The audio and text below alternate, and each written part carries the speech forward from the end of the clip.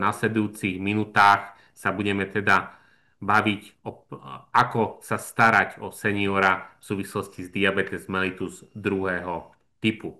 Tu je moje vyhlásenie konfliktu záujmov. No a poďme teda sa venovať cukrovke ako takej. Samozrejme, didakticky ako v škole.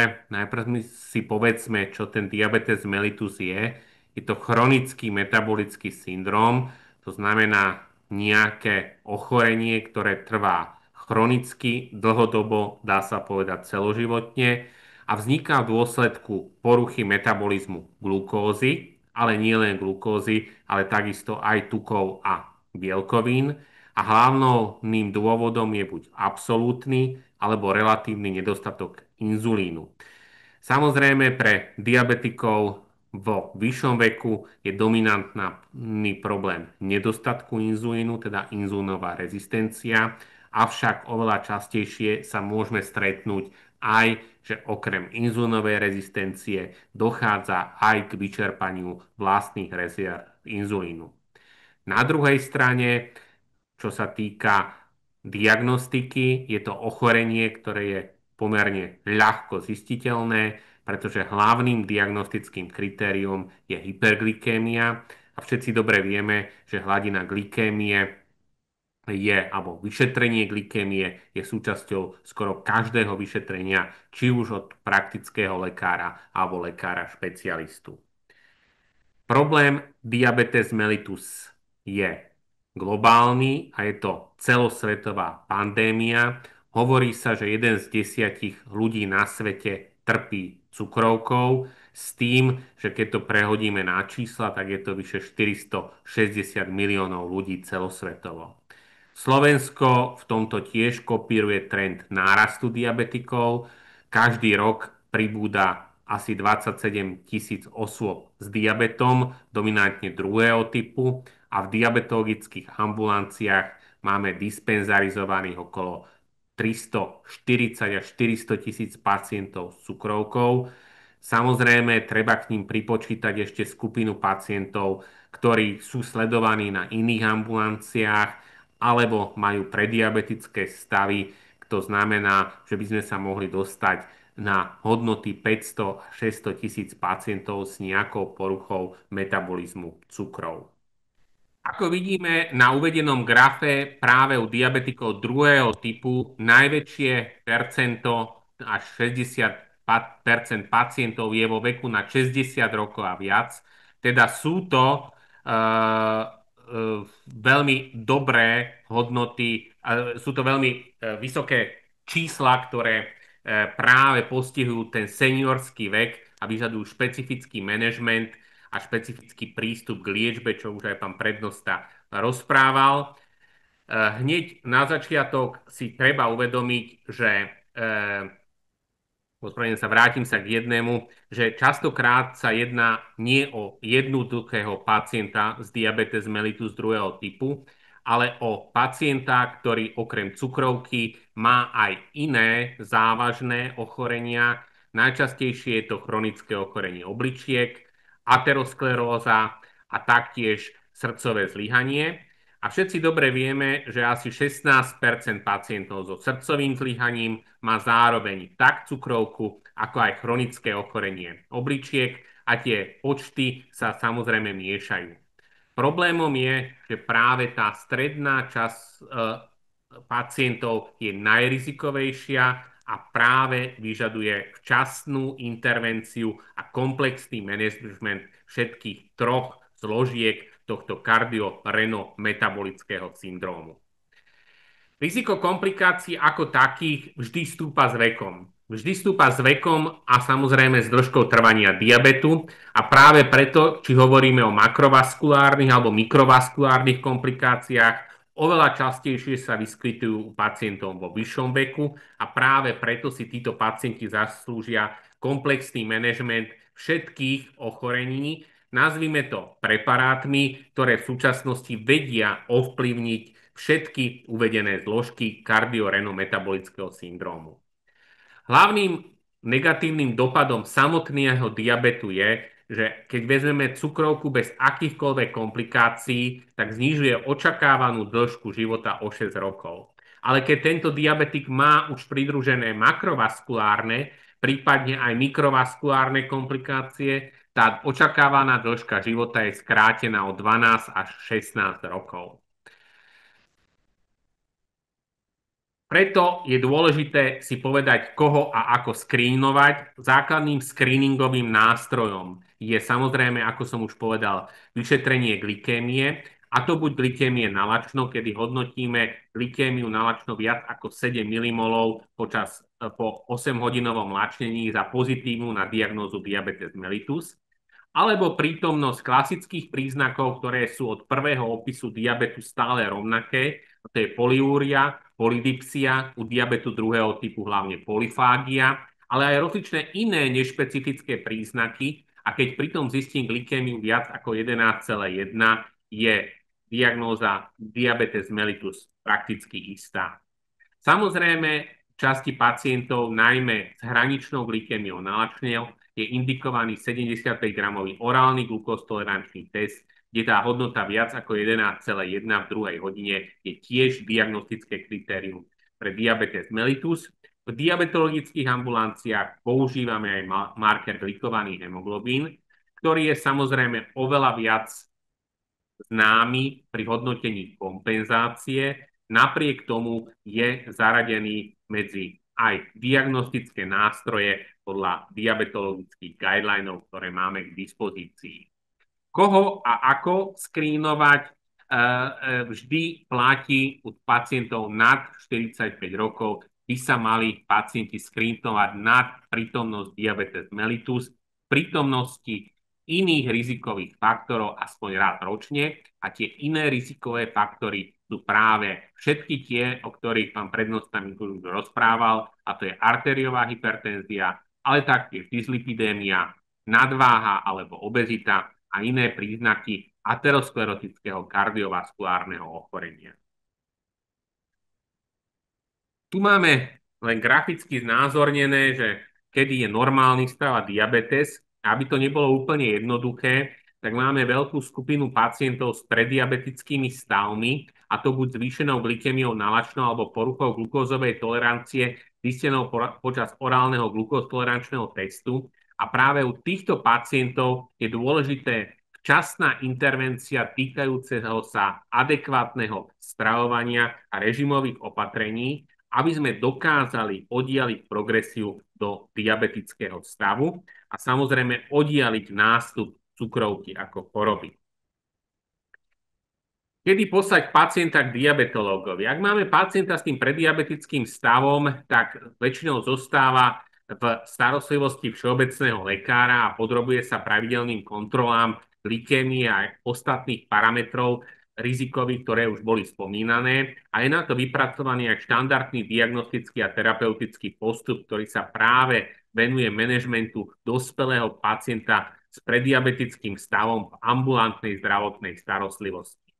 Ak sa potvrdí cukrovka, mal by byť čo najskôr odoslaný k diabetológovi, ale platí, že tá iniciálna liečba diabetu druhého typu vždy zostáva, ako už bolo povedané, ako liekom prvej voľby metformín, ktorý dlhé roky preukázal svoju účinnosť, bezpečnosť a samozrejme aj veľmi pozitívny vplyv na manažment kardiometabolického rizika. Na druhej strane máme v súčasnosti aj moderné liečebné prístupy, ktoré samozrejme zohľadňujú na jednej strane pohľady pacienta, ktorý chce mať adekvátnu, účinnú liečbu, ktorá mu skvalitní život, respektíve predĺži život. Na druhej strane samozrejme pri pohľade lekárov pozeráme na efekty okrem glukocentrického modelu, teda od modelu zníženia glykémie, aj na iné prídatné efekty, najmä z pohľadu ovplyvnenia srdca a obličiek. Samozrejme platí ten holistický prístup k liečbe, teda celostný, že už neliečím len cukor, ale liečím celé kardiometabolické alebo v súčasnosti kardiometabolické renálne riziko. Keď sa venujeme práve pacientov v seniorskom veku, treba si uvedomiť, že vek je číselný údaj, ktorý nám nemusí nič hovoriť o tom, o akého pacienta sa jedná, a veľkým problémom pri manažmente akýchkoľvek chronických ochorení vo vyššom veku sa stáva ten fragilný, frailty pacient, ktorý z hľadiska diabetológie má častokrát limitácie k adekvátnej liečbe a limitácie najmä z obáv pred komplikáciami liečby a nedostatočným efektom danej liečby. Jednou z hlavných problémov súčasnej diabetológie je zvoliť takú liečbu, ktorá na jednej strane lieči hyperglykémiu, ale nezvyšuje riziko hypoglykémie, ktoré je bohužiaľ u starších pacientov celkovo zvýšené v dôsledku veku, iných komorbidít, nepravidelného stravovania, častokrát polypragmázie a poškodeniu iných orgánov, najčastejšie pečenia a obličiek. A práve hypoglykémia na jednej strane je ďalší rizikový faktor, ktoré sa chceme pri liečbe vyhnúť, pretože ohrozuje nášho pacienta poškodením jednak samozrejme centrálneho nervového systému, ale hlavne aj rozličnými negatívnymi kardiovaskulárnymi ochoreniami alebo dopadmi. Má proarytmogénny vplyv, zvyšuje riziko trombózy a zvyšuje v konečnom dôsledku kardiovaskulárnu mortalitu. Čiže to, čomu vlastne u diabetika chceme predchádzať.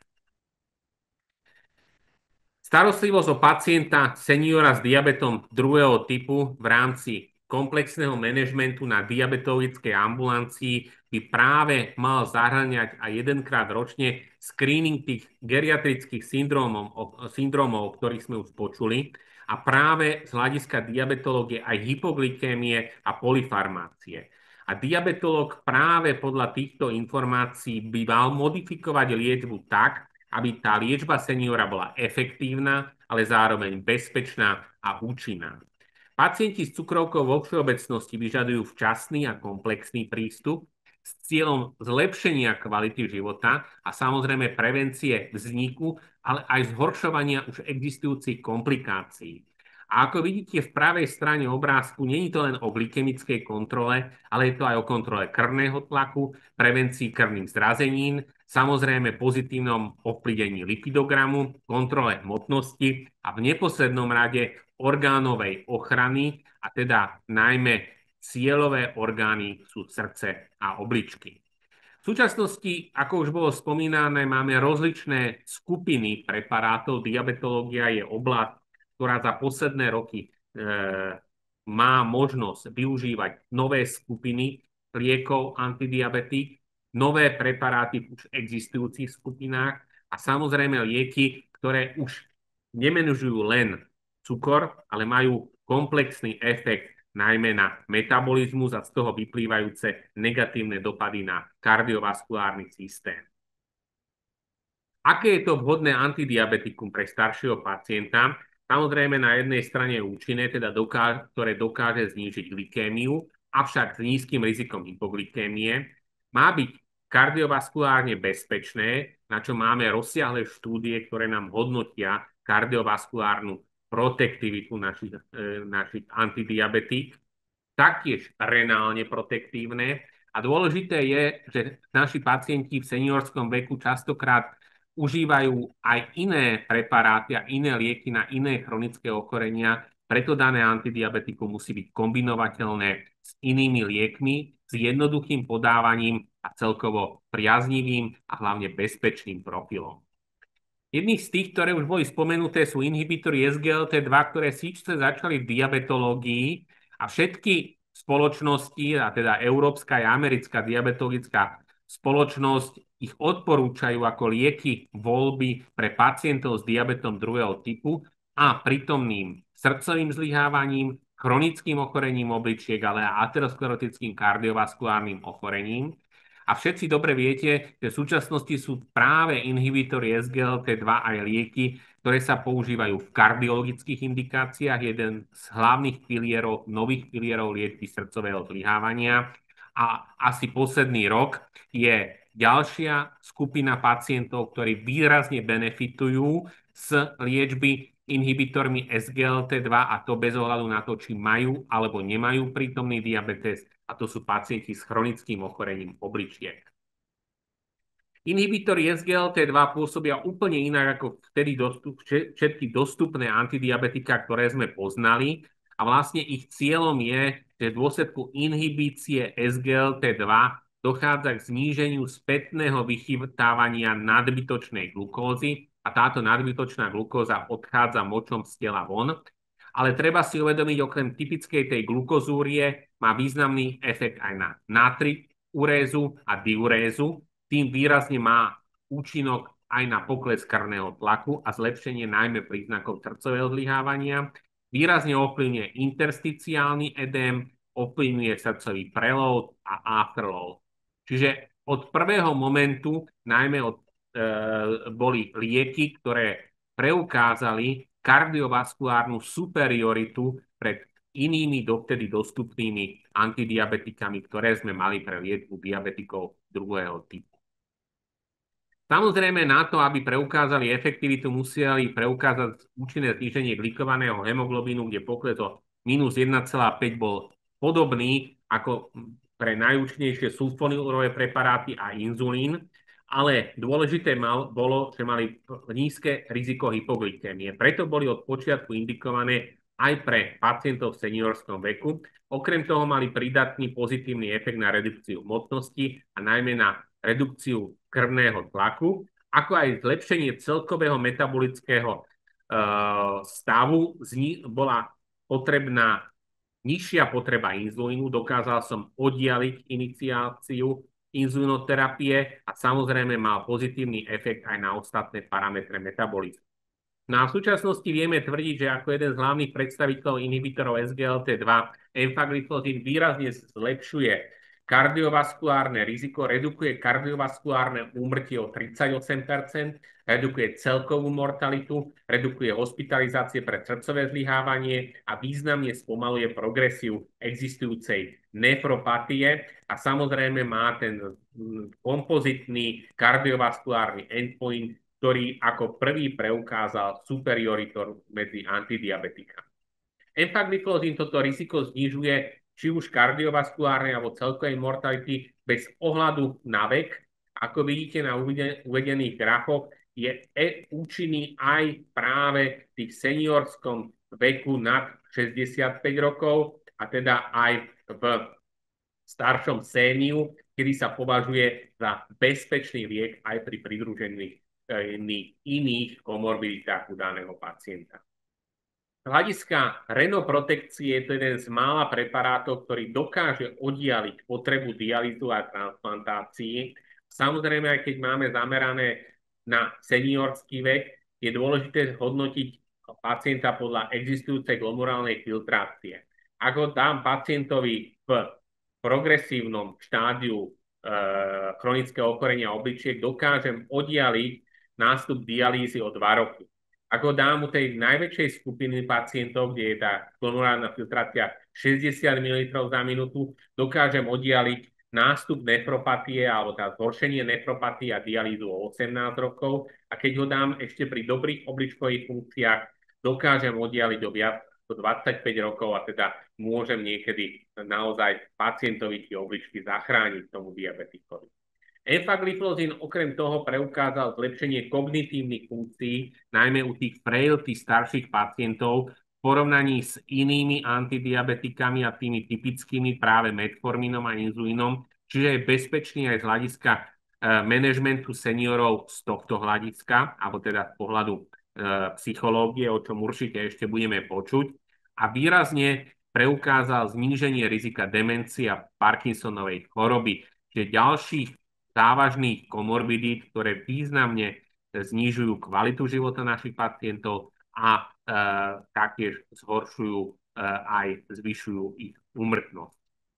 Čiže dôležité je si uvedomiť z hľadiska manažmentu to, čo reflektujú všetky odporúčania, či už diabetologické, kardiologické, alebo v súčasnosti už aj nefrologické. Je dôležité zahájiť liečbu inhibitormi SGLT2 práve čím skôr, aby som dosiahol ten najväčší benefit z hľadiska protekcie, či už metabolickej, kardio alebo renoprotekcie a samozrejme aj umožnenia dosiahnutia očakávanej dĺžky života.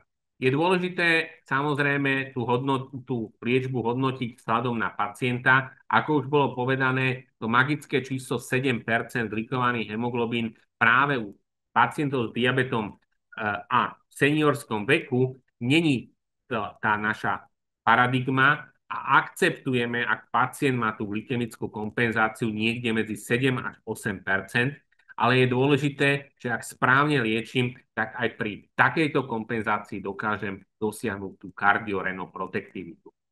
Bohužiaľ, neskorá intervencia, s ktorou sa stretávame v klinickej praxi, znamená, že to jednoročné oddialenie liečby, pokúsiť sa zmeniť režimové opatrenia, čo aj pacient, aj lekár vie, že sa to nepodarí, výrazne zvyšuje riziko všetkých komplikácií, ktoré sú práve tie, ktoré chcem zabrániť, čiže či už makrovaskulárnych, ale aj srdcového zlyhávania a akejkoľvek kardiovaskulárnej príhody. Čiže z hľadiska manažmentu seniora s diabetom druhého typu je dôležité na diabetes myslieť, skrínovať ho pri každej možnej príležitosti. V prípade zistenia diabetu je nutné ho odoslať k diabetológovi, aby mohol dostať časnú a modernú liečbu, ktorá už nepatrí len do rúk diabetológa, ale je to dôležitá liečba aj iných metabolických rizikových faktorov a najmä chronických ochorení, ako je srdcové zlyhávanie a chronické ochorenie obličiek. Metformín stále zostáva tým liekom voľby, ale samozrejme v druhej línii sú práve skupina inhibitorov SGLT2, ale aj GLP na analogov tie hlavné antidiabetika, ktoré patria pre diabetika druhého typu, s cieľom redukcie aterosklerotického kardiovaskulárneho ochorenia, srdcového zlyhávania alebo chronického ochorenia obličiek. A keď sa chceme o tom dozvedieť niečo viac, práve v internej medicíne vyšiel aj koncom minulého roku interdisciplinárny konsenzus použitia inhibitorov SGLT2 pri kardioreno metabolickom syndróme, kde máme presne rozpísané ich používanie vo všetkých skupinách našich rizikových pacientov. Ja vám ďakujem za pozornosť